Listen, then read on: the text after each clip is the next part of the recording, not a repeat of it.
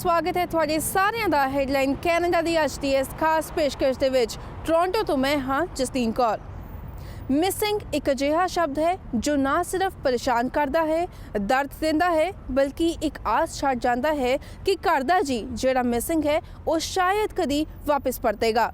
ਜੇ ਗੱਲ ਕਰੀਏ ਕੈਨੇਡਾ ਦੀ ਤੇ ਕੈਨੇਡਾ ਵਿੱਚ ਹਰ ਸਾਲ 50,000 ਤੋਂ ਵੀ ਵੱਧ ਮਿਸਿੰਗ ਰਿਪੋਰਟਸ ਦਰਜ ਕੀਤੀਆਂ ਜਾਂਦੀਆਂ ਨੇ।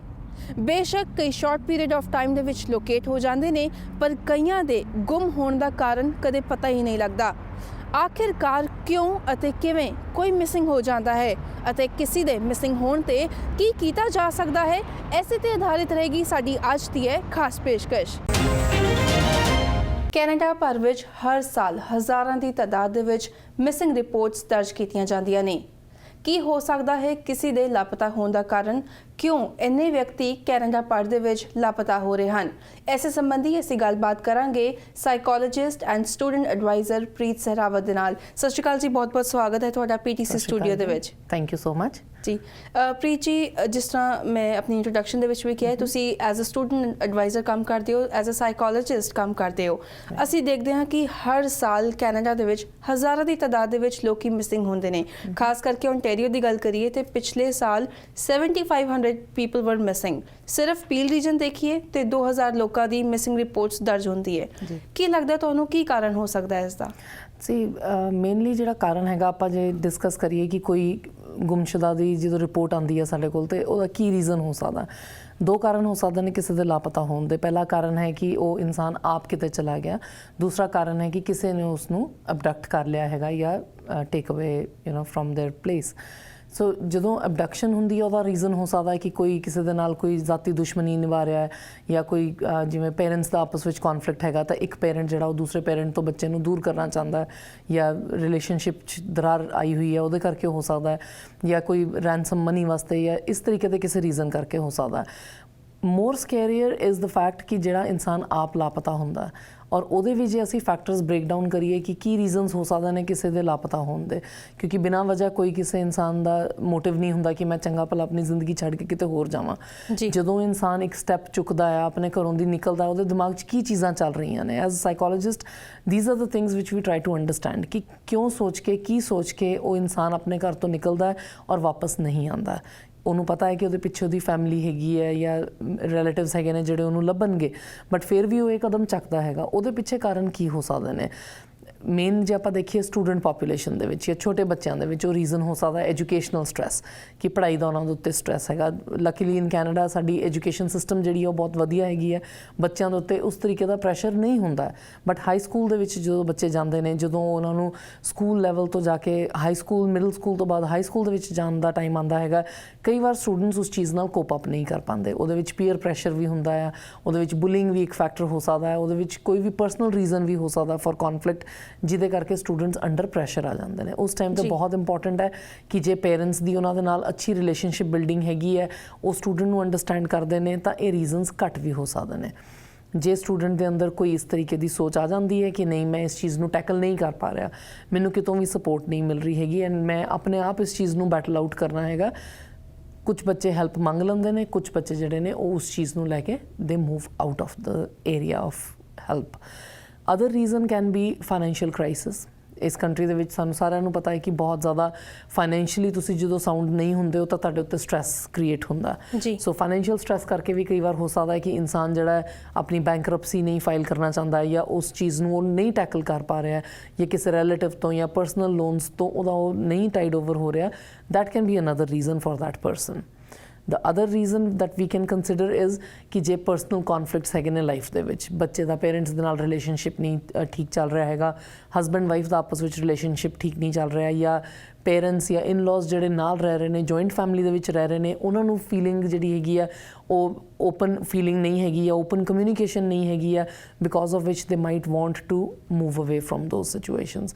ਸੋ ਉਹਨਾਂ ਸਰਕਮਸਟੈਂਸਿਸ ਦੇ ਵਿੱਚ ਤੁਹਾਡੇ ਮਾਈਂਡ ਦੇ ਅੰਦਰ ਜਦੋਂ ਇੰਨਾ ਜ਼ਿਆਦਾ ਕੌਨਫਲਿਕਟ ਆ ਜਾਂਦਾ ਹੈਗਾ, ਤੁਸੀਂ ਸਮਝਣ ਦੀ ਸ਼ਕਤੀ ਤੋਂ ਬਾਹਰ ਚਲੇ ਜਾਂਦੇ ਹੋ ਕਿ ਇਸ ਚੀਜ਼ ਦਾ ਕੀ ਇੰਪੈਕਟ ਹੋਏਗਾ। ਜੇ ਮੈਂ ਇੱਥੋਂ ਚਲਾ ਜਾਣਾ ਜਾਂ ਇਸ ਸਿਚੁਏਸ਼ਨ ਤੋਂ ਮੈਂ ਆਪਣੇ ਆਪ ਨੂੰ ਦੂਰ ਕਰ ਲੈਣਾ, ਤਾਂ ਉਹਦੇ ਨਾਲ ਮੇਰੇ ਰਿਲੇਟਿਵਸ ਦੇ ਉੱਤੇ ਕੀ ਫਰਕ ਪੈ ਰਿਹਾ, ਜਾਂ ਮੇਰੀ ਫੈਮਿਲੀ ਦੇ ਉੱਤੇ ਕੀ ਫਰਕ ਪੈ ਰਿਹਾ। ਉਸ ਵਕਤ ਉਹ ਚੀਜ਼ ਤੋਂ ਬਾਹਰ ਆਉਣ ਦੀ ਕੋਸ਼ਿਸ਼ ਦੇ ਵਿੱਚ ਉਹ ਇੰਨੀ ਅੱਗੇ ਨਿਕਲ ਜਾਂਦੇ ਨੇ that they have no ways of coming back. ਜੀ। And that can be one of the major reasons for people going missing. ਜੀ ਬਿਲਕੁਲ। ਅਸੀਂ ਦੇਖਿਆ ਕਿ ਜਦੋਂ ਵੀ ਕੋਈ ਮਿਸਿੰਗ ਹੁੰਦਾ ਹੈ ਤੇ ਪੁਲਿਸ ਵੱਲੋਂ ਐਂਬਰ ਅਲਰਟ ਜਾਰੀ ਕੀਤਾ ਜਾਂਦਾ ਹੈ। ਜੀ। ਤੁਹਾਨੂੰ ਲੱਗਦਾ ਹੈ ਉਹ ਐਂਬਰ ਅਲਰਟ ਹੈਲਪਫੁਲ ਹੁੰਦਾ ਹੈ? ਜੀ, it has shown good results. ਕਈ ਵਾਰੀ ਐਂਬਰ ਅਲਰਟ ਦੇ ਨਾਲ ਇਹ ਹੁੰਦਾ ਕਿ ਜੇ ਉਹ ਟਾਈਮਿੰਗ ਇਹੋ ਜਿਹਾ ਹੈਗਾ ਕਿ ਤੁਸੀਂ ਦੇਖੀ ਆ ਉਹ ਚੀਜ਼, ਤੁਹਾਡੇ ਸਾਹਮਣੇ ਉਹਦੀ ਉਹ ਕਾਰ ਨਿਕਲੀ ਹੈ ਜਾਂ ਉਸ ਤਰੀਕੇ ਦੇ ਡਿਸਕ੍ਰਿਪਸ਼ਨ ਦਾ ਕੋਈ ਪਰਸਨ ਤੁਹਾਨੂੰ ਨਜ਼ਰ ਆਇਆ ਹੈਗਾ, and if you are N aware citizen, ਤੁਸੀਂ ਇੱਕ ਹੈਲਪਫੁਲ ਇਨਸਾਨ ਹੈਗੇ ਹੋ, ਤਾਂ ਤੁਸੀਂ ਡੈਫੀਨੇਟਲੀ ਪੁਲਿਸ ਨੂੰ ਉਹਦੀ ਇਨਫੋਰਮੇਸ਼ਨ ਦਿਓਗੇ। ਉਹਦੇ ਨਾਲ ਪੁਲਿਸ ਨੂੰ ਟਰੈਕ ਕਰਨਾ ਈਜ਼ੀ ਹੋਏਗਾ। We as the common public are the eyes of the police, right? Policemen ਦੀ ਜੇ ਤੁਸੀਂ ਗਿਣਤੀ ਕਰੋਗੇ ਤਾਂ how many police people are there? ਜੀ। There are much more citizens than police. And if everybody rises to that occasion and supports that Amber Alert, I think it can be very helpful. ਜੀ ਬਿਲਕੁਲ। ਪ੍ਰੀਤ ਜੀ, ਅਸੀਂ ਆਪਣੀ ਗੱਲਬਾਤ ਜਾਰੀ ਰੱਖਾਂਗੇ। ਅਸੀਂ ਆਪਣੇ ਦਰਸ਼ਕਾਂ ਨੂੰ ਇੱਕ ਰਿਪੋਰਟ ਦਿਖਾਉਣਾ ਚਾਹਾਂਗੇ ਜਿਹਦੇ ਵਿੱਚ ਅਸੀਂ ਆંકੜੇ ਦਿਖਾਏ ਹਨ ਕਿ ਕੈਨੇਡਾ ਦੇ ਵਿੱਚ ਹਰ ਸਾਲ ਕਿੰਨੇ ਲੋਕੀ ਮਿਸਿੰਗ ਹੁੰਦੇ ਹਨ। ਲਾਪਤਾ ਹੋਣ ਦੀ ਸਮੱਸਿਆ ਕਿਸੇ ਸਮਾਜਿਕ ਸਮੱਸਿਆ ਤੋਂ ਘੱਟ ਨਹੀਂ। ਗੁੰਮ ਹੋਏ ਵਿਅਕਤੀਆਂ ਦਾ ਪ੍ਰਭਾਵ ਉਹਨਾਂ ਦੇ ਪਰਿਵਾਰਾਂ, ਦੋਸਤਾਂ ਅਤੇ ਭਾਈਚਾਰਿਆਂ ਦਾ ਜੀਵਨ ਬਦਲ ਸਕਦਾ ਹੈ। ਤਾਜ਼ਾ ਅੰਕੜੇ ਅਨੁਸਾਰ ਕੈਨੇਡਾ ਵਿੱਚ ਪੁਲਿਸ ਨੂੰ ਹਰ ਸਾਲ 1 ਲੱਖ ਤੋਂ ਵੀ ਜ਼ਿਆਦਾ ਵਿਅਕਤੀਆਂ ਦੇ ਲਾਪਤਾ ਹੋਣ ਦੀ ਖਬਰ ਮਿਲਦੀ ਹੈ, ਜਿਨ੍ਹਾਂ ਵਿੱਚੋਂ ਬਹੁਤੇ ਵਿਅਕਤੀ ਕੁਝ ਹੀ ਸਮੇਂ ਅੰਦਰ ਮਿਲ ਜਾਂਦੇ ਨੇ। ਇਹਨਾਂ ਲੋਕਾਂ ਵਿੱਚੋਂ ਕੁਝ ਪੁਲਿਸ ਵੱਲੋਂ ਲੱਭੇ ਜਾਂਦੇ ਨੇ ਤੇ ਕੁਝ ਆਪੇ ਹੀ ਘਰ ਵਾਪਸ ਆ ਜਾਂਦੇ ਹਨ। ਸਾਲ 2010 ਤੋਂ national centre for missing persons and unidentified remains ਵੱਲੋਂ ਹਰ ਸਾਲ ਫਾਸਟ ਫੈਕਟ ਸ਼ੀਟ ਜਾਰੀ ਕੀਤੀ ਜਾਂਦੀ ਹੈ, ਜਿਸ ਵਿੱਚ ਗੁੰਮਸ਼ੁਦਾ ਵਿਅਕਤੀਆਂ ਦੀ ਪ੍ਰੋਵਿੰਸ, ਏਜ, ਜੈਂਡਰ ਅਤੇ ਸੰਭਾਵਿਤ ਕਾਰਨਾਂ ਦੇ ਆਧਾਰ ਉੱਤੇ ਸੂਚੀ ਬਣਾਈ ਜਾਂਦੀ ਹੈ। ਜ਼ਿਕਰਯੋਗ ਹੈ ਕਿ ਆંકੜੇ ਅਨੁਸਾਰ ਕੈਨੇਡਾ ਦੇ ਬ੍ਰਿਟਿਸ਼ ਕੋਲੰਬੀਆ ਸੂਬੇ ਤੋਂ ਸਭ ਤੋਂ ਵੱਧ ਲੋਕ ਲਾਪਤਾ ਹੁੰਦੇ ਹਨ। ਜੇ ਗੱਲ ਕਰੀਏ ਗੁੰਮ ਹੋਏ ਬੱਚਿਆਂ ਦੇ ਆંકੜਿਆਂ ਬਾਰੇ, ਤੇ ਸਭ ਤੋਂ ਪਹਿਲਾਂ ਕੈਨੇਡੀਅਨ ਸਟੈਟਿਸਟਿਕਸ 1987 ਦੇ ਵਿੱਚ ਜਾਰੀ ਕੀਤੇ ਗਏ ਸਨ। ਉਸ ਸਾਲ 57,233 ਬੱਚੇ ਲਾਪਤਾ ਸਨ ਅਤੇ ਸਾਲ 2018 ਦੇ ਵਿੱਚ RCMP ਵੱਲੋਂ ਜਾਰੀ ਕੀਤੀ ਰਿਪੋਰਟ ਮੁਤਾਬਕ ਕੈਨੇਡਾ ਵਿੱਚ 42,233 ਬੱਚਿਆਂ ਦੇ ਗੁੰਮ ਹੋਣ ਦੀਆਂ ਰਿਪੋਰਟਾਂ ਦਰਜ ਕੀਤੀਆਂ ਗਈਆਂ ਸਨ। ਜ਼ਿਕਰਯੋਗ ਹੈ ਕਿ ਓਨਟਾਰੀਓ ਸਰਕਾਰ ਨੇ ਅਗਸਤ 2019 ਨੂੰ ਸੂਬੇ ਦੇ ਮਿਸਿੰਗ ਪਰਸਨਸ ਐਕਟ ਦੇ ਵਿੱਚ ਕੁਝ ਨਵੇਂ ਨਿਯਮ ਲਿਆਂਦੇ ਸਨ, ਜਿਸ ਵਿੱਚ ਮੁੱਖ ਐਲਾਨ ਇਹ ਸੀ ਕਿ ਕਿਸੇ ਨੂੰ ਵੀ ਹੁਣ ਮਿਸਿੰਗ ਰਿਪੋਰਟ ਦਰਜ ਕਰਾਉਣ ਲਈ 24 ਘੰਟਿਆਂ ਦਾ ਇੰਤਜ਼ਾਰ ਨਹੀਂ ਕਰਨਾ ਹੋਵੇਗਾ। ਜਿਸ ਤਰ੍ਹਾਂ ਅਸੀਂ ਹੁਣ ਇੱਕ ਰਿਪੋਰਟ ਦੇਖੀ ਹੈਗੀ ਹੈ, the numbers are alarming but they don't tell the whole story. ਜੇ ਅਸੀਂ ਦੇਖੀਏ ਕਿ ਜਦੋਂ ਵੀ ਇੱਕ ਮਿਸਿੰਗ ਪਰਸਨ ਜਿਹੜਾ ਹੈਗਾ ਉਹ ਮਿਲ ਜਾਂਦਾ ਹੈ, ਪੁਲਿਸ ਉਹਦੀ ਇਨਫੋਰਮੇਸ਼ਨ ਜ਼ਰੂਰ ਰਿਲੀਜ਼ ਕਰਦੀ ਹੈ ਕਿ ਪਰਸਨ ਫਾਊਂਡ, ਲੇਕਿਨ ਕਦੀ ਵੀ ਡਿਟੇਲ ਨਹੀਂ ਦਿੱਤੀ ਜਾਂਦੀ ਕਿ ਕੀ ਕਾਰਨ ਸੀ ਉਹਦੇ ਲਾਪਤਾ ਹੋਣ ਦਾ ਔਰ ਕਿਸ ਹਾਲਤ ਦੇ ਵਿੱਚ ਉਹ ਬੰਦਾ ਜਾਂ ਉਹ ਵਿਅਕਤੀ ਜਿਹੜਾ ਹੈ ਉਹ ਮਿਲਿਆ ਹੈਗਾ। ਜੀ, ਉਹਦੇ ਪਿੱਛੇ ਰੀਜ਼ਨਸ ਹੈਗੇ ਨੇ। ਆਈ ਵੁੱਡ ਬਿਲੀਵ ਕਿ ਪਹਿਲੀ ਗੱਲ ਤਾਂ ਹੈਗੀ ਆ ਸਾਡੀ privacy, right? We don't want to disclose everything. ਅਸੀਂ ਨਹੀਂ ਚਾਹੁੰਦੇ ਹਾਂ ਕਿ ਹਰ ਛੋਟੀ ਤੋਂ ਛੋਟੀ ਡਿਟੇਲ ਜਿਹੜੀ ਉਹ ਪਬਲਿਕ ਕੀਤੀ ਜਾਵੇ, ਕਿਉਂਕਿ ਜਿਹੜਾ ਇਨਸਾਨ ਲਾਪਤਾ ਹੋਇਆ ਉਹਦੇ ਪਿੱਛੇ ਉਹਦੇ ਬਹੁਤ ਸਾਰੇ ਫੈਕਟਰਸ ਸੀਗੇ। ਸਟ੍ਰੈਸ ਰਿਲੇਟਡ ਫੈਕਟਰ ਸੀ ਜਾਂ ਪਰਸਨਲ ਕੌਨਫਲਿਕਟ ਸੀ ਜਾਂ ਜੋ ਵੀ ਰੀਜ਼ਨ ਸੀਗਾ। ਜੇ ਉਹ ਇਨਸਾਨ ਵਾਪਸ ਮਿਲ ਗਿਆ ਹੈ ਔਰ ਇੱਕ ਨਾਰਮਲ ਲਾਈਫ ਜੀਣਾ ਚਾਹੁੰਦਾ ਆ, ਉਹਦੀ ਜ਼ਿਆਦਾ ਇਨਫੋਰਮੇਸ਼ਨ ਰਿਵੀਲ ਕਰਨ ਦੇ ਨਾਲ ਉਹਦੇ ਲਈ ਉਹ ਕੱਲ੍ਹ ਨੂੰ ਟੈਕਨੀਕਲ ਪ੍ਰੋਬਲਮਸ ਵੱਧ ਸਕਦੀਆਂ ਨੇ ਕਿ ਲੋਕਾਂ ਨੂੰ ਪਤਾ ਲੱਗੇਗਾ ਅੱਛਾ ਇਸ ਪਰਸਨ ਬਾਰੇ ਇਹ ਚੀਜ਼ ਹੋਈ ਹੈ ਜਾਂ ਇਸ ਤਰੀਕੇ ਦੇ ਨਾਲ ਇਹ ਚੀਜ਼ ਹੋਈ ਹੈ। ਸੈਕੰਡ ਰੀਜ਼ਨ ਜੋ ਹੋ ਸਕਦਾ ਹੈ ਪੁਲਿਸ ਦਾ ਇਹ ਚੀਜ਼ਾਂ ਨਾ ਰਿਵੀਲ ਕਰਨ ਦਾ, they don't want to put ideas in people's mind, right? ਜਿਹਨੂੰ ਨਹੀਂ ਵੀ ਪਤਾ ਕਿ ਕਿਵੇਂ ਹੋ ਸਕਦੀ ਹੈ ਅਬਡਕਸ਼ਨ ਜਾਂ ਕੀ ਰੀਜ਼ਨ ਹੋ ਸਕਦੇ ਨੇ ਲਾਪਤਾ ਹੋਣ ਦੇ ਜਾਂ ਕਿਹੜੇ ਰੀਜ਼ਨਸ ਦੇ ਲੋਕ ਲਾਪਤਾ ਹੁੰਦੇ ਨੇ, ਉਹ ਚੀਜ਼ਾਂ ਪਬਲਿਕ ਦੇ ਵਿੱਚ ਜੇ ਅਸੀਂ as a social information provide ਕਰਾਂਗੇ ਤਾਂ ਹੋ ਸਕਦਾ ਕਿ ਜਿਹੜੇ ਲੋਕਾਂ ਨੂੰ ਨਹੀਂ ਵੀ ਇਸ ਚੀਜ਼ ਬਾਰੇ ਪਤਾ ਜਾਂ ਇਹ ਆਪਸ਼ਨਸ ਉਹਨਾਂ ਦੇ ਮਾਈਂਡ 'ਚ ਨਹੀਂ ਵੀ ਹੈਗੀਆਂ, ਉਹ ਵੀ ਇਸ ਚੀਜ਼ ਨੂੰ ਸੋਚਣਾ ਸ਼ੁਰੂ ਕਰ ਦੇਣਗੇ। ਇਹ ਤਾਂ ਹੋ ਗਿਆ ਇੱਕ ਪੱਖ, ਪਰ ਤੁਹਾਨੂੰ ਲੱਗਦਾ ਨਹੀਂ ਕਿ ਦੂਜੇ ਪਾਸੇ ਕਿਤੇ ਨਾ ਕਿਤੇ ਜੇ ਇਨਫੋਰਮੇਸ਼ਨ ਰਿਲੀਜ਼ ਕਰਨਗੇ ਕਿ ਤੇ ਸ਼ਾਇਦ ਫਿਊਚਰ ਜਿਹੜੇ ਲੋਕੀ ਨੇ ਜੇ ਕੋਈ ਮਿਸ ਹੁੰਦਾ ਫਿਊਚਰ ਦੇ ਵਿੱਚ ਤੇ ਸ਼ਾਇਦ ਉਹਨੂੰ ਲੱਭਣ 'ਚ ਆਸਾਨੀ ਹੋਏਗੀ ਜਾਂ ਉਹਦੀ ਫੈਮਿਲੀ ਨੂੰ ਪਤਾ ਹੋਏਗਾ ਕਿ ਦਿਸ ਮਾਈਟ ਬੀ ਦ ਰੀਜ਼ਨ। ਜੀ, ਔਰ ਉਹ ਚੀਜ਼ਾਂ ਬਹੁਤ ਤਰੀਕੇ ਦੇ ਨਾਲ ਕੀਤੀਆਂ ਵੀ ਜਾਂਦੀਆਂ ਨੇ। ਜੇ ਤੁਸੀਂ ਦੇਖੋ ਕਿ ਸੁਸਾਇਟੀ ਦੇ ਵਿੱਚ ਬਹੁਤ ਸਾਰੀਆਂ ਹੈਲਪ ਆਰਗੇਨਾਈਜੇਸ਼ਨਸ ਨੇ, ਜਿੰਨੀ ਵੀ ਇਨਫੋਰਮੇਸ਼ਨ ਇਹਨਾਂ ਸਾਰੇ ਕੇਸਿਸ ਤੋਂ ਰਿਵੀਲ ਹੁੰਦੀ ਆ, it's better to give solutions and make things better rather than just revealing the issues. So ਇਹ ਫੋਕਸ ਰਹਿੰਦਾ ਹੈਗਾ ਕਿ ਸੋਲੂਸ਼ਨਸ ਜਿਹੜੇ ਨੇ ਉਹ ਕ੍ਰੀਏਟ ਕੀਤੇ ਜਾਣ। ਜਿਹੜੇ ਵੀ ਰੀਜ਼ਨਸ ਨੇ ਜਾਂ ਫੈਕਟਰਸ ਨੇ ਜਿਨ੍ਹਾਂ ਕਰਕੇ ਇਹ ਲੋਕ ਮਿਸਿੰਗ ਹੋ ਰਹੇ ਨੇ, ਉਹਨਾਂ ਨੂੰ ਆਈਡੈਂਟੀਫਾਈ ਕੀਤਾ ਜਾਵੇ। ਜੇ ਉਹ ਸੋਸ਼ਲ ਪ੍ਰੈਸ਼ਰ ਕਰਕੇ ਹੈਗੇ ਨੇ ਤਾਂ ਸੁਸਾਇਟੀ ਨੂੰ ਕਿਵੇਂ ਇੰਪਰੂਵ ਕੀਤਾ ਜਾ ਸਕਦਾ ਥਰੂ ਸੋਸ਼ਲ ਨੋਰਮਸ, ਜੇ ਉਹ ਫੈਕਟਰਸ ਹੈਗੇ ਨੇ, ਪਰਸਨਲ ਫੈਕਟਰਸ ਹੈਗੇ ਨੇ, ਤਾਂ ਉਹਨਾਂ ਨੂੰ ਕਿਵੇਂ ਟਰੀਟ ਕੀਤਾ ਜਾ ਸਕਦਾ ਜਾਂ ਕਿਵੇਂ ਓਵਰਕਮ ਕੀਤਾ ਜਾ ਸਕਦਾ by providing more psychological counselling to the parents ਔਰ ਟੂ ਦ ਫੈਮਿਲੀਜ਼ ਔਰ ਟੂ ਦ ਚਿਲਡਰਨ। ਜੋ ਅਸੀਂ ਕਦੇ ਵੀ ਆਇਡੈਂਟੀਫਾਈ ਨਹੀਂ ਕਰ ਸਕਦੇ ਕਿ ਸਾਡੀ ਪੂਰੀ ਪੋਪੂਲੇਸ਼ਨ ਦੇ ਵਿੱਚੋਂ ਕਿਸ ਬੰਦੇ ਨੂੰ ਇਸ ਚੀਜ਼ ਦੀ ਲੋੜ ਹੈਗੀ ਹੈ। ਸੋ ਤੁਸੀਂ ਦੇਖੋ ਐਜੂਕੇਸ਼ਨ ਇਹਦੇ ਵਿੱਚ ਬਹੁਤ ਵੱਡਾ ਰੋਲ ਪਲੇ ਕਰਦੀ ਹੈਗੀ ਹੈ, ਕਿਉਂਕਿ ਸਕੂਲਸ ਦੇ ਵਿੱਚ ਜਦੋਂ ਐਜੂਕੇਸ਼ਨ ਹੁੰਦੀ ਹੈ ਤਾਂ ਉੱਥੇ ਬਹੁਤ ਸਾਰੀ ਇਨਫੋਰਮੇਸ਼ਨ ਜਿਹੜੀ ਹੈ ਉਹ ਸਟੂਡੈਂਟਸ ਨੂੰ ਪ੍ਰੋਵਾਈਡ ਕੀਤੀ ਜਾਂਦੀ ਹੈ। They get social assistance in schools as well. Social welfare agencies school ਦੇ ਵਿੱਚ ਵੀ ਕੰਮ ਕਰਦੀਆਂ ਨੇ। ਈਵਨ ਕਿ ਸਕੂਲ ਦੇ ਵਿੱਚ ਜੇ ਕੋਈ ਏਜੰਸੀ ਦਾ ਕੰਮ ਹੋ ਰਿਹਾ ਐਂਡ ਦੇ ਰਿਅਲਾਈਜ਼ ਕਿ ਕਿਸੇ ਸਟੂਡੈਂਟ ਦੇ ਉੱਤੇ ਉਹਨਾਂ ਨੂੰ ਲੱਗ ਰਿਹਾ ਕਿ ਕੋਈ ਪੇਰੈਂਟ ਜਿਹੜਾ ਹੈਗਾ ਉਹ ਇਸ਼ੂ ਕ੍ਰੀਏਟ ਕਰ ਰਿਹਾ ਹੈਗਾ ਜਾਂ ਬੱਚੇ ਉੱਤੇ ਕਿਸੇ ਤਰੀਕੇ ਦਾ ਕੋਈ ਪ੍ਰੈਸ਼ਰ ਹੈਗਾ ਜਾਂ ਕੋਈ ਰੈਪਰਕਸ਼ਨਸ ਆ ਰਹੀਆਂ ਨੇ, ਤਾਂ ਉਸ ਚੀਜ਼ ਨੂੰ ਵੀ ਟੈਕਲ ਕੀਤਾ ਜਾਂਦਾ ਹੈ। They do go up to the extent ਕਿ ਉਹ ਫੈਮਿਲੀ ਨੂੰ ਵੀ ਵਿਜ਼ਿਟ ਕਰਦੇ ਨੇ, ਦੇਖਦੇ ਨੇ ਕਿ ਬੱਚਾ ਸੇਫ ਹੈਗਾ, ਸਭ ਕੁਝ ਠੀਕ ਚੱਲ ਰਿਹਾ ਜਾਂ ਨਹੀਂ ਚੱਲ ਰਿਹਾ। ਸੋ ਆਈ ਥਿੰਕ ਇਟਸ ਬੈਟਰ ਕਿ ਅਸੀਂ ਇੱਦਾਂ ਦੇ ਸੋਲੂਸ਼ਨਸ ਨੂੰ ਸਪੋਰਟ ਕਰੀਏ, ਇੱਦਾਂ ਦੇ ਸੋਲੂਸ਼ਨਸ ਦੇ ਵਿੱਚ ਅਸੀਂ ਆਪਣਾ ਯੋਗਦਾਨ ਪਾਈਏ। As parents, as aware citizens, we should be contributing to any person's life that we can in a positive manner. ਜੀ ਬਿਲਕੁਲ। ਔਰ ਪ੍ਰੀਤ ਜੀ, ਅਸੀਂ ਇਹ ਵੀ ਦੇਖਿਆ ਕਿ ਜਦੋਂ ਵੀ ਡਿਟੇਲਸ ਰਿਲੀਜ਼ ਹੁੰਦੀਆਂ ਨੇ, ਐਨੂਅਲ ਰਿਪੋਰਟਸ ਰਿਲੀਜ਼ ਹੁੰਦੀਆਂ ਨੇ, ਤੇ ਜਿਹੜੀ ਜ਼ਿਆਦਾ ਏਜ ਹੈਗੀ ਹੈ, ਜਿਹੜੇ ਲੋਕੀ ਮਿਸਿੰਗ ਹੁੰਦੇ ਨੇ, ਉਹਦੇ ਵਿੱਚ ਜਾਂ ਤੇ ਸੀਨੀਅਰਸ ਨੇ ਜਾਂ ਫਿਰ ਬੱਚੇ ਨੇ, ਯੰਗ ਬੱਚੇ। ਕੀ ਲੱਗਦਾ ਹੈ ਕੀ ਕਾਰਨ ਹੋ ਸਕਦਾ ਉਹਦਾ? I would say because ਉਸ ਟਾਈਮ ਤੇ ਜਿਹੜੀ ਮਿਡਲ ਏਜ ਪੋਪੂਲੇਸ਼ਨ ਹੁੰਦੀ ਆ, they are so busy, so involved with their day to day living, right. ਉਹਨਾਂ ਦੇ ਜਿਹੜੇ ਥਾਟਸ ਆਉਂਦੇ ਵੀ ਨੇ, ਸਟ੍ਰੈਸ ਆਉਂਦਾ ਵੀ ਹੈਗਾ, ਤੇ because they are earning, they have that solution in their hand. ਜਾਂ ਤੁਸੀਂ ਕਹਿ ਸਕਦੇ ਹੋ ਕਿ ਉਹ ਸੋਸਾਇਟੀ ਦੇ ਵਿੱਚ ਇੰਟਰੈਕਸ਼ਨ ਕਰਦੇ ਨੇ। ਲੈਟਸ ਸੇ ਐਗਜ਼ਾਮਪਲ ਹੋ ਤੁਸੀਂ ਕਿ ਤੁਸੀਂ ਘਰੋਂ ਸਟ੍ਰੈਸ 'ਚ ਆਏ ਹੋ, ਤੁਸੀਂ ਕੰਮ ਤੇ ਆਏ ਆ ਕੇ ਤੁਸੀਂ ਆਪਣੇ ਫਰੈਂਡਸ ਨਾਲ ਗੱਲ ਕੀਤੀ, ਤੁਹਾਡਾ ਸਟ੍ਰੈਸ ਥੋੜ੍ਹਾ ਜਿਹਾ ਡੀ-ਸਟ੍ਰੈਸ ਹੋ ਜਾਂਦਾ, ਤੁਸੀਂ ਘਰ ਜਾ ਕੇ ਵਾਪਸ ਉਸ ਪ੍ਰੋਬਲਮ ਨੂੰ ਟੈਕਲ ਕਰ ਸਕਦੇ ਹੋ।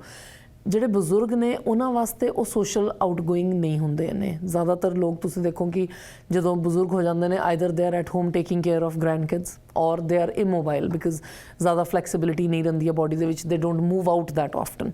ਸੋ ਜਦੋਂ ਸੋਸ਼ਲ ਇੰਟਰੈਕਸ਼ਨ ਘੱਟ ਜਾਂਦੀ ਹੈਗੀ ਹੈ, ਉਦੋਂ ਇਨਸਾਨ ਆਪਣੀ ਸੋਚ ਵਿੱਚ ਆਪ ਰਹਿਣਾ ਸ਼ੁਰੂ ਕਰ ਦਿੰਦਾ ਤੇ ਇਸ ਤਰੀਕੇ ਦੀਆਂ ਚੀਜ਼ਾਂ ਜ਼ਿਆਦਾ ਸੋਚਣ ਲੱਗ ਜਾਂਦਾ ਹੈਗਾ। ਜੀ ਈਵਨ ਜੇ ਬੱਚਿਆਂ ਦੀ ਵੀ ਆਪਾਂ ਗੱਲ ਕਰੀਏ ਤਾਂ ਬੱਚਿਆਂ ਦੇ ਵਿੱਚ ਉਨੀ ਮੈਚੋਰਿਟੀ ਨਹੀਂ ਹੁੰਦੀ ਹੈ ਕਿ ਉਸ ਚੀਜ਼ ਨੂੰ ਜਾਂ ਉਸ ਪ੍ਰੋਬਲਮ ਨੂੰ ਟੈਕਲ ਕਰ ਸਕਣ। So probably because of that's one reason that they try to run away from situations. ਜਦੋਂ ਉਹਨਾਂ ਨੂੰ ਲੱਗਦਾ ਕਿ ਸਾਡੀ ਮਰਜ਼ੀ ਦੀ ਗੱਲ ਨਹੀਂ ਹੋ ਰਹੀ ਹੈ ਜਾਂ ਪੇਰੈਂਟਸ ਸਾਡੀ ਗੱਲ ਨਹੀਂ ਸਮਝ ਰਿਹਾ, ਉਸ ਵਕਤ ਉਹ ਉਸ ਚੀਜ਼ ਨੂੰ ਸੋਲੂਸ਼ਨ ਲੱਭਣ ਦੀ ਕੋਸ਼ਿਸ਼ ਨਹੀਂ ਕਰਦੇ ਨੇ, ਉਹ ਆਪ ਉਸ ਚੀਜ਼ ਤੋਂ ਪਿੱਛੇ ਹਟਣ ਦੀ ਜਾਂ ਆਪਣਾ ਡਿਫੈਂਸ ਮੈਕੈਨਿਜ਼ਮ ਉਸ ਚੀਜ਼ ਤੋਂ ਆਪਣੇ ਆਪ ਨੂੰ ਸੈਪਰੇਟ ਕਰਨ ਦੀ ਕੋਸ਼ਿਸ਼ ਕਰਦੇ ਨੇ। That can be one major reason for this. ਜੀ ਬਿਲਕੁਲ। ਬਹੁਤ ਬਹੁਤ ਧੰਨਵਾਦ ਤੁਹਾਡਾ, ਤੁਸੀਂ ਆਪਣਾ ਕੀਮਤੀ ਸਮਾਂ ਕੱਢ ਕੇ ਸਾਡੇ ਸਟੂਡੀਓ ਦੇ ਵਿੱਚ ਆਏ, ਸਾਡੇ ਨਾਲ ਆਪਣੇ ਵਿਚਾਰ ਸਾਂਝੇ ਕੀਤੇ। Thank you so much for joining us. Thank you so much. Headline Canada ਵਿੱਚ ਫਿਲਹਾਲ ਸਮਾਂ ਹੋ ਗਿਆ ਇੱਕ ਛੋਟੀ ਜਿਹੀ ਬ੍ਰੇਕ ਦਾ। ਬ੍ਰੇਕ ਤੋਂ ਬਾਅਦ ਵੀ ਸਾਡੀ ਇੱਕ ਖਾਸ ਪੇਸ਼ਕਸ਼ ਜਾਰੀ ਰਹੇਗੀ ਅਤੇ ਅਸੀਂ ਤੁਹਾਡੀ ਮੁਲਾਕਾਤ ਕਰਵਾਵਾਂਗੇ ਪੀਲ ਰੀਜਨਲ ਪੁਲਿਸ ਕਾਂਸਟੇਬਲ ਅਖਿਲ ਮੁਖਨ ਦੇ ਨਾਲ।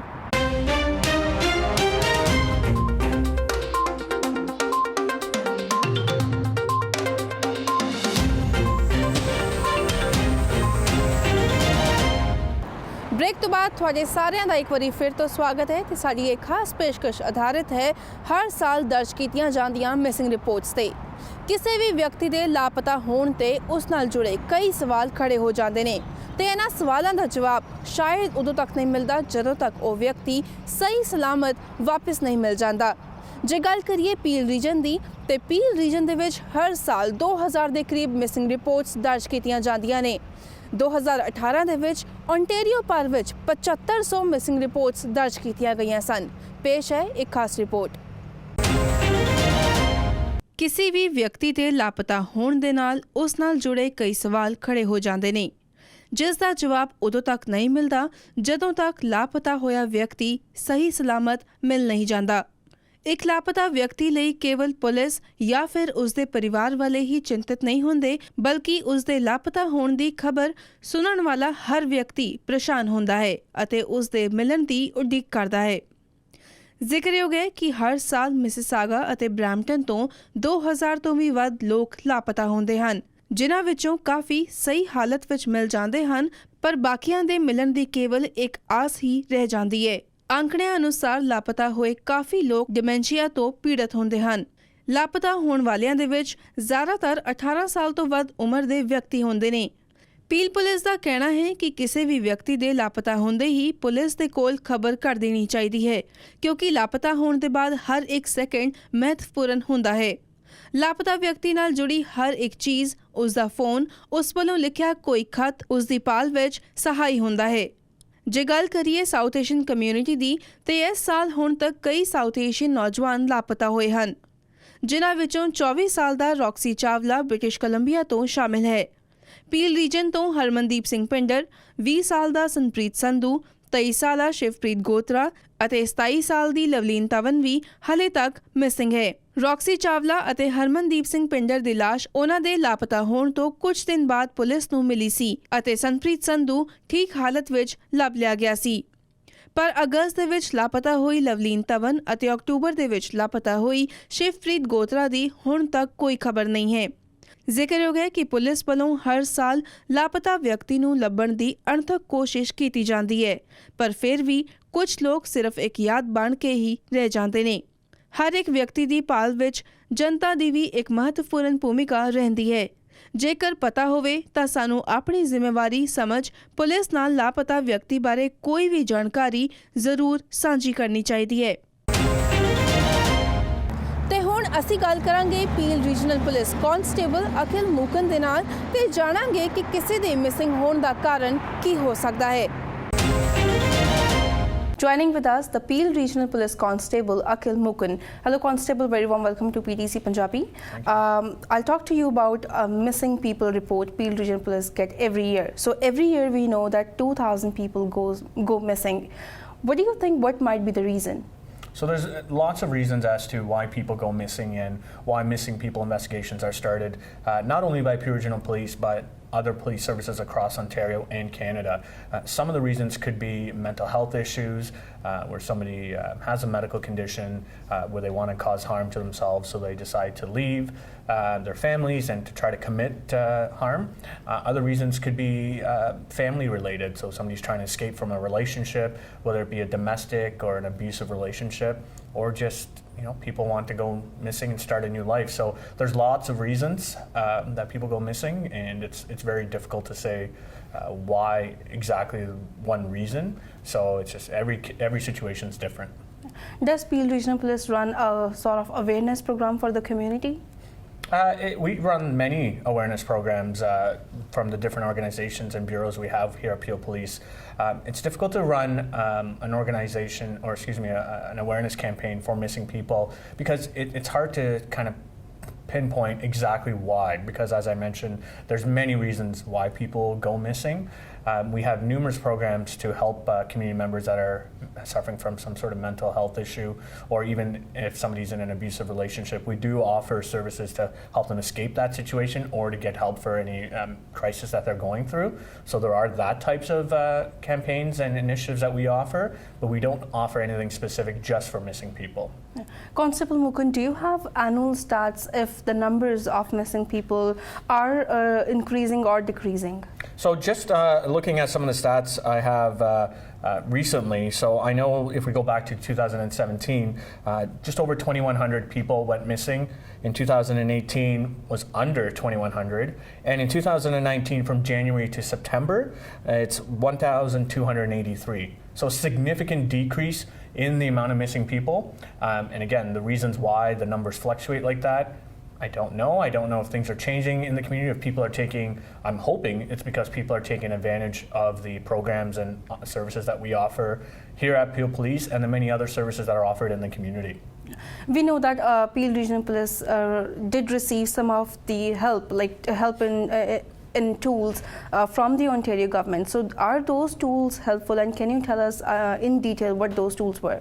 So you're right, the province of Ontario in partnership with many police services did announce some additional tools to help investigators locate people that are missing. Some of those tools include having access to financial records, cell phone records, without having to wait a long time to obtain a search warrant, especially and more so in situations where there's an immediate danger for somebody that's missing. So that's a couple examples of those tools. Those tools were just announced within the last couple of months, so to give an exact number as to how many we've used and how often we've used that is difficult at this time. I think we do need to let the tools be used a little bit longer over the next 12 months before we're able to give an exact amount of time and exact success rate. Constable Mukund, we know that whenever a person goes missing, we do get the detail about the person. But whenever that person is found, we do not get any information like where the person was found, when the person was found. So don't you think that Peel Police or any police should reveal that information too, because it may help the community in finding someone else? So anytime somebody goes missing and we need help from the public, we certainly ask for it on social media. We'll do media releases sometimes depending on the situation. And also when that person is located or found, we also do a follow-up social media post or a media release. In those releases and posts, we have to be careful as to what we can share. We have to respect people's privacy. If somebody decided to go missing because they want to escape a family situation, we can't, by law, share that. And I know people want to know, but again, we as a police service, as a government agency, we have to be very cognizant and aware of what we are sharing so that we're not breaching someone's privacy rights. Can it be helpful in locating future people? Perhaps. But that's one of the challenges that as an organization and any government organization faces is we have to be mindful of what we're sharing and we have to be very considerate of people's privacy rights. Okay. Constable, in the end, any message for the community?